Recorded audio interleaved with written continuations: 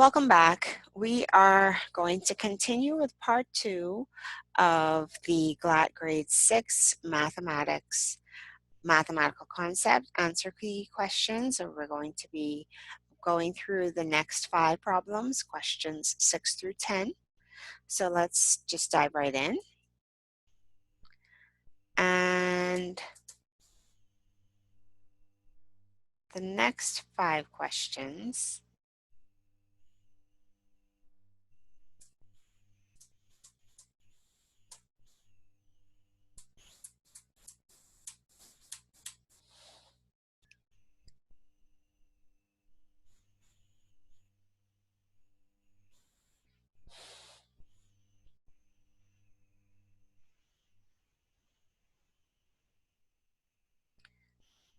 Okay, so sorry about that.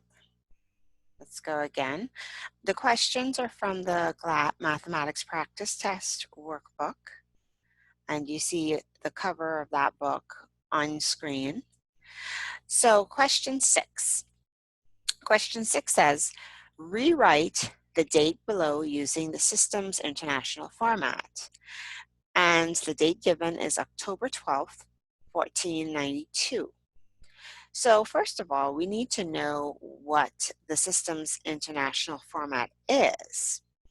And on the next slide, we have a definition, or basically an illustration of how we lay out dates using that format. So it's YYY, so all 4 digits in the year, followed by the numerical representation of our month, and then our date comes last. So let's apply that to the original. We were given October 12, 1492. So first we would write our 1492 followed by a dash. The month of October is the 10th month of the year, so we would put in the number 10, followed by a dash, and then the 12th day, so our day comes last. Okay, so that's your SI format, or Systems International format. Question 7. Which 2 properties of addition are shown in the equation? So we have an equation, 36 plus 2 equals 2 plus 36. Now, we want to take a look at the addition properties. There are 3 of them. The first one is commutative, and that states that changing the order of the addends does not change the sum. And the addends are the numbers that you're adding. Associative says changing the grouping of the addends does not change the sum. And identity says that the sum of any number, of any other number, and 0 is that number. So the sum of any number and 0 is that number. So let's go to the question. We have 36 plus 2 is equals 2 plus 6. So the 2 properties there that we can associate with this equation are commutative and associative. Associative typically has a bracket involved, but here we have definitely the changing of the order of the addends, and it's inferred that there's a change in the grouping of the addends as well. So the 2 processes of addition are commutative and associative for this question. On to question 8. Express 6 2/5 as an improper fraction. And of course, we need to know, what is an improper fraction? So an improper fraction is one where the numerator is greater than the denominator. Typically with fractions, the numerator is smaller and the denominator is larger, because a fraction is a part of the whole.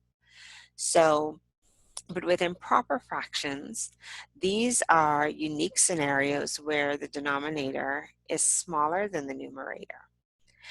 And we can convert numbers, mixed fractions, we can convert into improper fractions.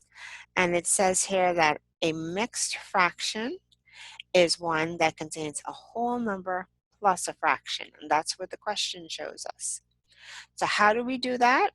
We multiply the denominator and the whole number.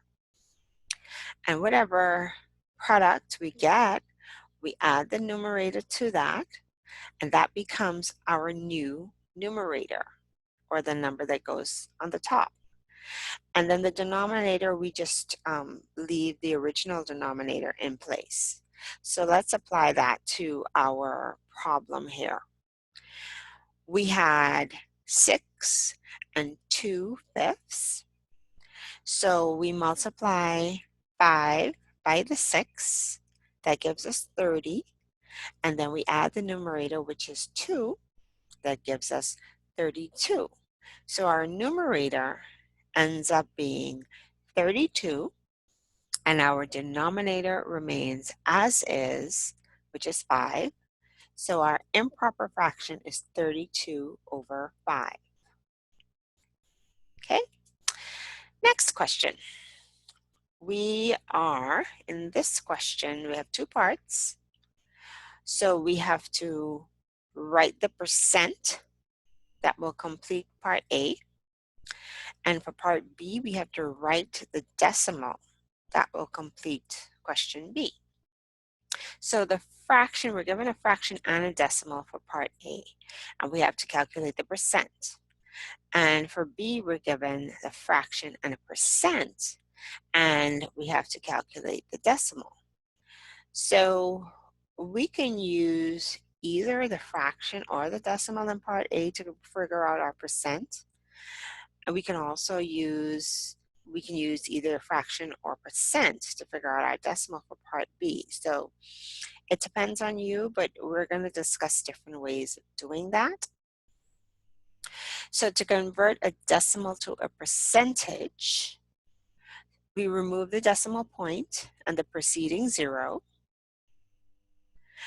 and we leave only the number that is behind the decimal point, or the numbers behind the decimal point. And then we add the percent sign. So that's pretty easy. We're just taking off the decimal point, the preceding zeros, and then we're sticking on the percent sign at the end. Likewise, to do the opposite, to convert a percentage to a decimal, this time we remove the percent sign, and then we count 2 spaces or 2 numbers over, moving to our, from right to left, we count 2 numbers in, and then we stick in the decimal point. Easy peasy. So that's converting decimals to percentage, percentage to decimal, basically in a nutshell. Now to go from a fraction to a decimal, what we do is we multiply our denominator by a number that will make the denominator equal to 100. Decimal means out of 100, or percent means out of 100. But so in any event, we multiply our decimal by a factor or a number that will make it equal to 100. Whatever number we multiply our denominator by, we must also multiply our numerator by. And this will give you your new numerator value. So what you end up with is you end up with an equivalent fraction that is out of 100, or that has the denominator 100. So that gives us another fraction, but we want the decimal equivalent. So now once you have that fraction out of 100, you're going to take the numerator portion only, count 2 spaces in, counting from right to left, count 2 spaces in from your last digit, and that's your decimal value. Okay, so let's, skipping there. So let's take a look back at the original question. we had a fraction 1 over 5 and a decimal of 0.2. So to now calculate our percent, we can just take that decimal value, remove the decimal point and the preceding 0, stick a percent sign on the end, and we have our percent value. Likewise, if we were going from fraction to percent, we would convert our fraction to an equivalent fraction with the denominator equal to 100. So what number do we multiply 5 by to get 100? That would be 20. So 5 times 20 would give us 100. And then if we multiply the 5 by 20 to get 100, we need to also multiply the 1 by 20 to get our numerator value. So 1 times 20 is 20. We would take our new numerator, move 2 spaces or 2 numbers in from right to left, and stick in our decimal point. And that gives us our decimal value. And remember, percent means out of 100. So if we were going from fraction straight to percent, it would be our top value, 1 times 20, and just stick a percent sign on the end, and we're good. Now for B, we have a fraction and we have the equivalent percent value, and now we're going to calculate the decimal value. So to calculate the decimal value for this one, the easiest way would be to use our percent column. Use that 60%. Just get rid of your percent sign and count 2 numbers over. So starting behind the 0, we go over 1, 2 numbers, and this is where we would put in our decimal point. So just stick a decimal point in there, and that's your decimal value. So our answer for A is 20%, and our answer for B is 0.60. Okay? And moving on to the last question, question 10. Question 10 asks us to draw the pattern of dots to show a triangular number array for 45. That's part A. Part B says, if the triangular number array from question 10A is continued, what number would be corrected in the next triangular array? So basically it's saying, what's the next triangular number after 45? Okay, so let's take a look at that. Triangular numbers. These are numbers that look like triangles when they are represented in dots. And to find out the next triangular number, we add the next counting number to the previous number. So let's look at the table. The table makes a bit more sense of that. We have the number 1. That's our first triangular number. So in the next, to find out the next triangular number, we add the next counting number that comes after 1, which is 2. So 1 plus 2 gives us 3. To find out the next triangular number after 3, we take our 2 previous numbers, which are 1 and 2. We add 3 to it, gives us the next triangular 6. To find out the triangular number after 6, we add our next counting number, which is 4. 6 plus 4 is 10. And to find out the next counting number, the next triangular number, we add the next counting number, 5, to our previous triangular number, which was 10. So 5 plus 10 is 15, and so on and so forth. So you just keep adding the next counting number to your previous triangular number to get the current triangular number. Okay, and this is graphically how we would demonstrate that. So to go back to the question, it asks you to draw the dots or draw the triangular number array. So we have our dots all lined up. We have 1, 2, 3, 4. So we're adding basically a dot on each row as we go down. And if we were to add up all of these dots, we have a total of 45 dots. So that's part A. For part B, we have the 45 dots, right? And so now we're adding the next, well, let's look at the bottom row here. The bottom row has 1, 2, 3, 4, 5, 6, 7, 8, 9 dots on it.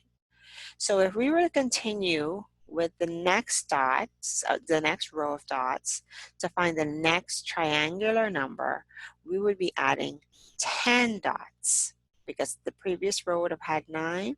So we add one more, so we would have 10 dots.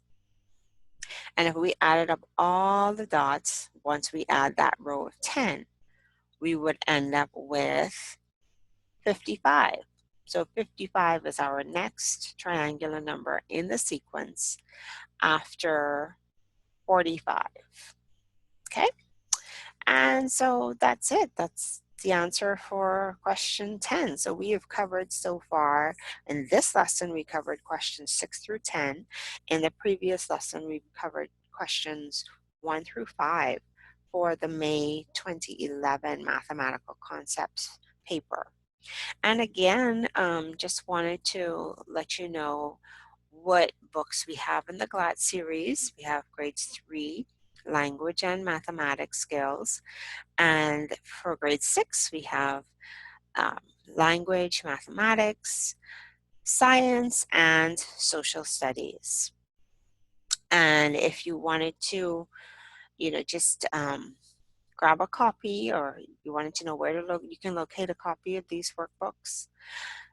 They are located in Joseph's Bookstore. That's number 53 Soldier Road North. And the number there is 698-3959. You can ask for Miss Pratt. And at Nassau Stationers, that's Rosetta Street, Palmdale. And the numbers are 322-7614 or 322-7615. Answer keys, the answer keys for these books, they are available at the following site. And of course, you will have access to these online videos that goes through answers. But if you wanted to kind of go ahead and, get all of the answers up front, you can definitely visit the greatminds.teachable.com site and go to the GLAT Workbook Answer Keys course, and you can get your answer keys. And we'll be working on the answer keys in print format, so you can get it from those bookstores as well, maybe within another month or two, but definitely before the exams. So all the best, happy studies, and I will see you in the next video. Have a great one.